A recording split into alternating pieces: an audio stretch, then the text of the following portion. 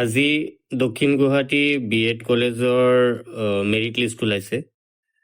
ইয়াৰ admission হ'ব অহা 10 তাৰিখে ৰাতিপুৱা 10 বজাৰ পৰা আবেলি 5 বজালৈ দক্ষিণ গুৱাহাটী BEd কলেজ ভেনিউ। তাৰপিছত কিছুমান ইয়াত হেৰি দিয়া আছে, all the process of admission will be based on merit বেচিছত হ'ব।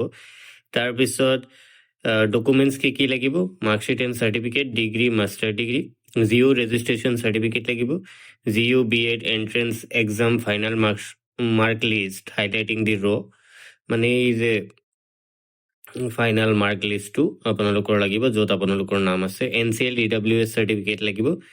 SC ST hills category candidate should be domicile of Assam, অসমৰ বাসিন্দা হ'ব লাগিব। Hard copy of application form with 1 copy passport size photograph, এইটোও লাগিব। তাৰপিছত গোটেইখিনি ডকুমেণ্টছৰ চেল্ফ এটেষ্টেড জেৰক্স কপিজ লাগিব, লগতে অৰিজিনেলো লাগিব। তাৰপিছত চিট মেট্ৰিক্সবোৰ দিয়া আছে ইয়াত। 1টা চিট, আনৰিজাৰ্ভ কেটেগৰী 43, EWS-ত 5, OBC MOBC মানে NCL থকা 27, SC 7, ST প্লেইন 10টা, ST হিলছ 5টা, PWD 3টা। তাৰপিছত ফাৰ্ষ্ট ইয়াৰ কোৰ্চ ফি এমাউণ্ট দি আছে 85,000। তাৰপিছত online UPI and through bank transfer, কোনো ধৰণৰ কেছ একচেপ্ট কৰা নহ'ব। তাৰপিছত আছে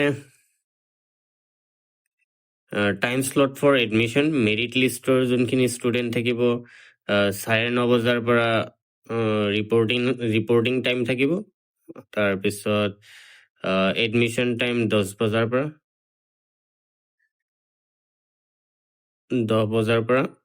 আৰু ইয়াত কিছুমান টাইম শ্লটবোৰ দি আছে, ফাৰ্ষ্ট ৱেটিং লিষ্টৰ কেতিয়া হ'ব, ছেকেণ্ড ৱেটিং লিষ্টৰ কেতিয়া হ'ব, থাৰ্ড ৱেটিং লিষ্টৰ। তাৰপিছত এতিয়া আমি চাম মেৰিট লিষ্ট দক্ষিণ গুৱাহাটী BEd কলেজৰ।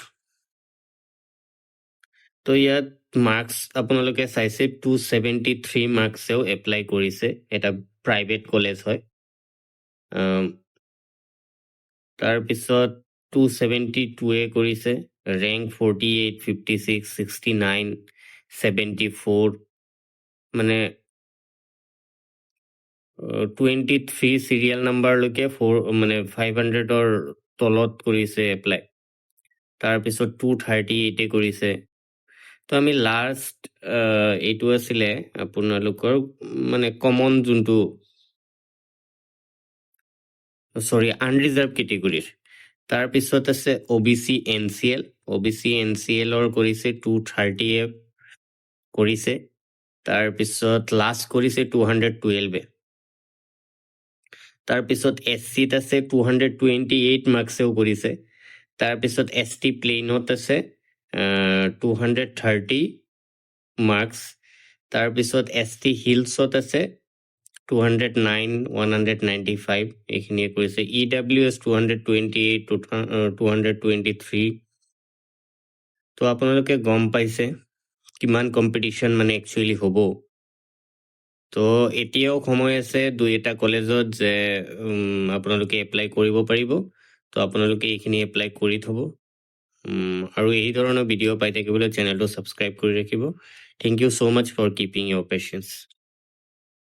আৰু যদি কিবা কোৱাৰিজ থাকে আপোনালোকে জনাব আমাক, আৰু মই এই PDF-টোৰ লিংক কমেণ্ট বক্সত বা ডেছক্ৰিপশ্যন বক্সত দি দিম। এইখিনি আৰু, থেংক ইউ।